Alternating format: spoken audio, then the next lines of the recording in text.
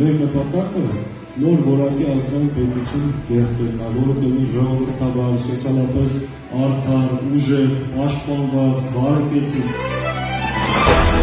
Խաղաղության վերաբերյալ թեզերը կեղծ են և մեր շահերը չեն արտահայտում։ Խաղաղություն չի բերում անվտանգություն, անվտանգությունն է բերում խաղաղություն։ Դրա համար ունենաս բանակ, որը կարող է պաշտպանել տարածքային ամբողջականություն։ Ունենաս արտաքին քաղաքականություն, որը սպասարկի քո ազգային շահերը, ինչ է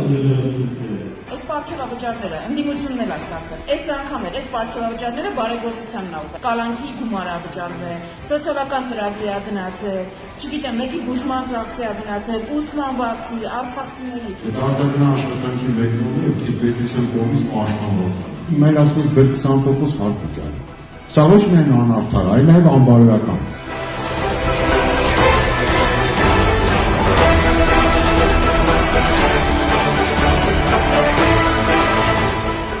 Եթե այս իշխանությունը մնաց, Հայաստանի տարածքից նոր զիջումներ անելու Ադրբեջան։ Կամ մեր ժողովուրդը իր ապագա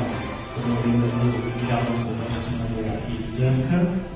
կամ այս դրություններով մեր ժողովրդի ապագան բնորոշելու է Թուրքիան ու Ադրբեջանը։ Տպավորությունն է, որ այս քրեդիշոր պայից Ալիևը դառնալն ու Փաշինյանի շտաբի պետը։ Ցորեն կղրի հետ ընկածում ժողովրդի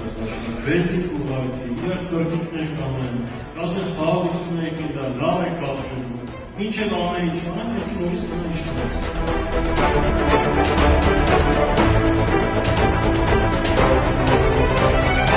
Մեր թիմը ունի ուժեղ առաջնորդություն,